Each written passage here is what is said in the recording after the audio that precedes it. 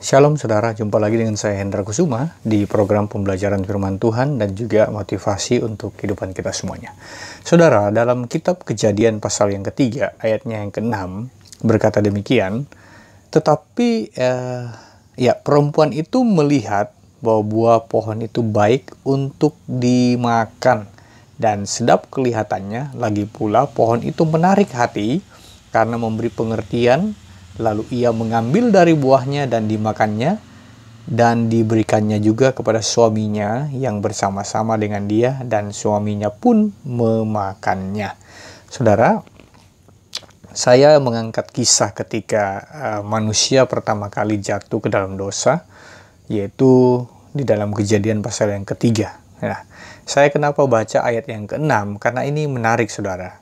Saya akan menjelaskan proses terjadinya dosa dalam diri manusia, atau proses bagaimana manusia itu jatuh ke dalam dosa. Nah saudara, kalau saudara lihat di dalam ayat yang ke-6 ini, saya bacakan sekali lagi, dia ada kalimat yang menarik. Perempuan itu melihat, ya. Jadi dalam ayat yang ke-6, dalam Kejadian pasal 3 ayat yang ke-6, di situ dikatakan perempuan itu melihat, saudara. Nah, saya akan ulas sedikit kata melihat ini dalam secara literal dalam teks asli Alkitab, dalam teks asli dalam bahasa Ibrani, saudara.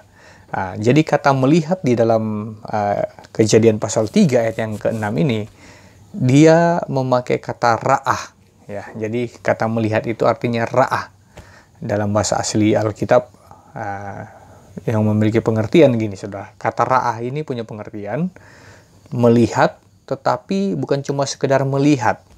Jadi melihat dengan penuh pertimbangan, direnungkan, dan memerlukan beberapa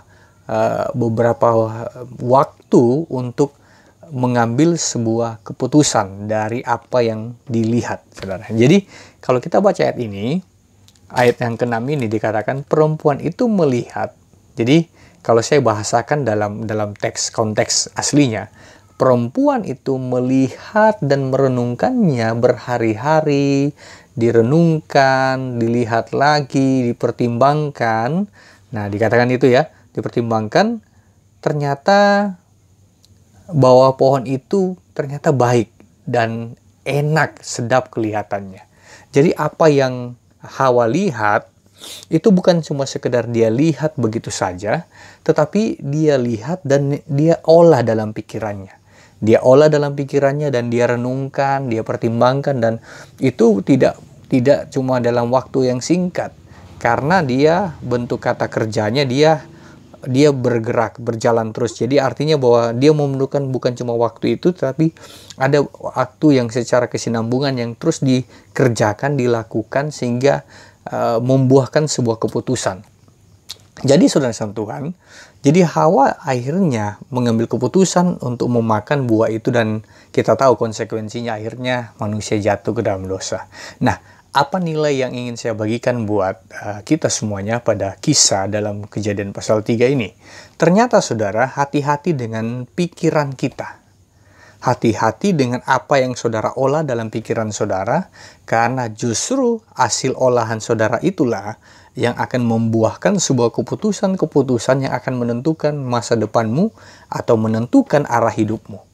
Jadi, sehingga pergunakanlah pikiran kita dengan baik, sebab apa yang kita lihat, apa yang kita pikirkan, itu yang akan menjadi sebuah keputusan atau tindakan di dalam hidup saudara dan saya. Hawa jatuh bukan cuma sekedar melihat begitu saja.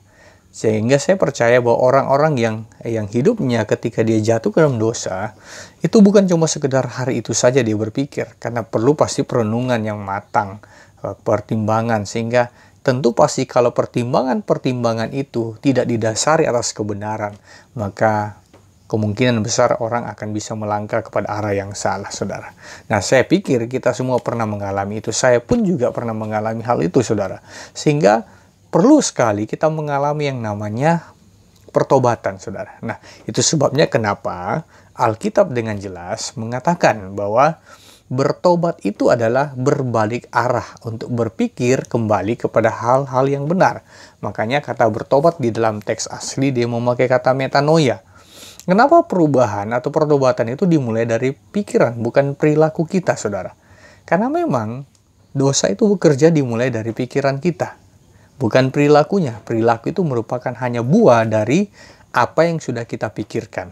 Jadi saudara Tuhan, tidak salah kenapa firman Tuhan berkata dalam surat Filipi bahwa kita harus berpikir yang benar, yang mulia, yang suci, yang sedap didengar, yang disebut kebaikan.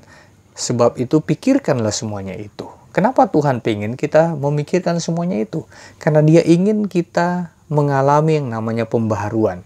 Bahkan Roma 12 ayatnya yang kedua pun menjelaskan bahwa berubahlah oleh pembaharuan budimu, saudara. Jadi artinya Tuhan inginkan kalau engkau ingin mengalami sebuah perubahan dalam hidupmu, dimulailah dari pikiranmu, saudara. Karena kata metanoia atau kata bertobat, kata meta dan noia dari dua kata. Jadi kata metanoia atau bertobat itu berasal dari dua kata asli Yunani, yaitu meta dan noia. Meta artinya perubahan, noia itu artinya pikiran.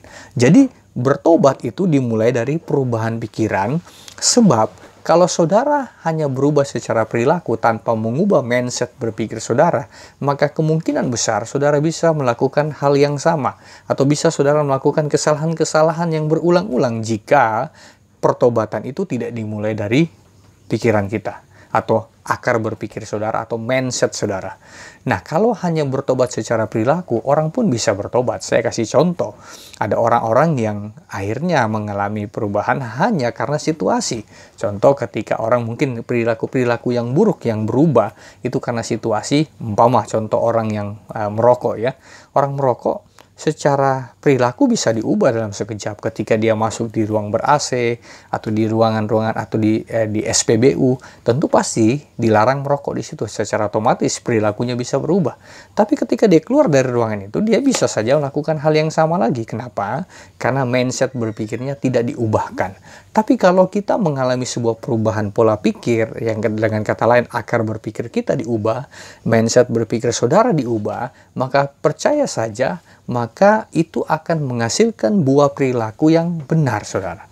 Nah, Hawa jatuh ke dalam dosa dan memberikan buah itu kepada Adam. Bukan cuma sekedar dia jatuh begitu saja, tetapi itu dimulai dari pikiran yang terus diolah terus-menerus, dipikirkan terus-menerus, sehingga itu menjadi sebuah akar berpikir yang kuat di dalam pikiran Hawa. Sehingga ketika dia makan buah itu, mindset berpikirnya, dia akan menjadi sama seperti Tuhan, dia akan bisa melihat segala sesuatu, dan itu memang terjadi, saudara. Tapi sekonsekuensi dari kesalahan berpikirnya Hawa adalah akhirnya dia melakukan sebuah tindakan yang fatal, yaitu melanggar aturan-aturan atau SOP yang diberikan oleh Tuhan ketika mereka ada di Taman Eden, saudara. Jadi saudara sama Tuhan, lewat tayangan ini saya ingin berbagi buat kita, maka untuk memulai sesuatu yang baru dalam hidup saudara, untuk memulai sebuah hal-hal yang tentu pasti disebut kebenaran di dalam hidup kita, itu dimulai dari perubahan dari cara berpikir saudara. Nah, saya tidak mengajarkan saudara mengandalkan kekuatan sendiri, tapi Tuhan ajarkan itu semuanya. Bagaimana supaya kita mengalami sebuah pembaharuan pikiran?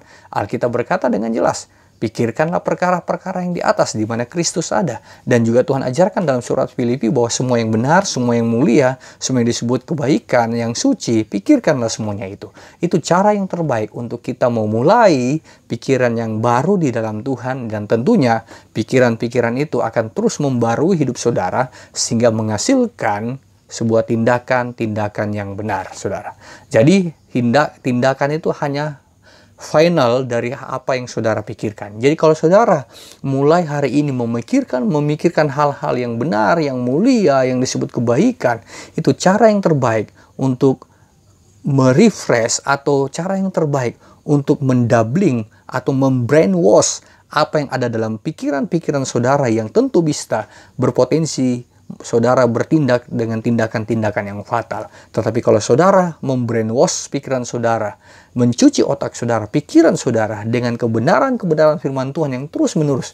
Sebabnya kenapa Tuhan ajarkan renungkanlah firman itu siang dan malam, karena Dia mau kita mengalami pembaharuan, dicuci pikiran kita yang lama dengan pikiran-pikiran yang baru di dalam Kristus, tentunya yang sesuai dengan firman Tuhan. Jadi saudara, tentu pasti pikiran adalah pusat di mana iblis bisa membangun benteng-benteng dalam pikiran saudara. Tetapi pikiran juga adalah sebuah kekuatan. Jika engkau selalu merenungkan Taurat Tuhan siang dan malam, pikirkan yang benar, yang mulia, yang suci, yang disebut kebaikan.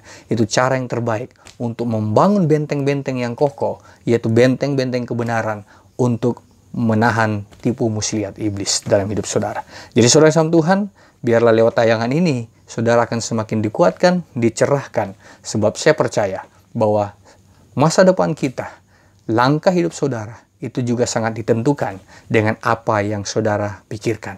Dan apa yang saudara pikirkan, itu tentu pasti harus dibangun atas dasar pikiran-pikiran yang benar, yang sesuai dengan firman Tuhan, sehingga apa yang benar, yang mulia, yang disebut kebaikan, ketika itu menjadi dasar dalam berpikir saudara, maka itu akan menghasilkan tindakan-tindakan yang tepat dan yang benar. Kalau kita melakukan tindakan yang tepat, sudah tentu pasti itu juga akan mempengaruhi arah masa depan kita, arah langkah hidup kita, dan tentunya akan mempengaruhi passion hidup kita selama kita hidup di dunia ini.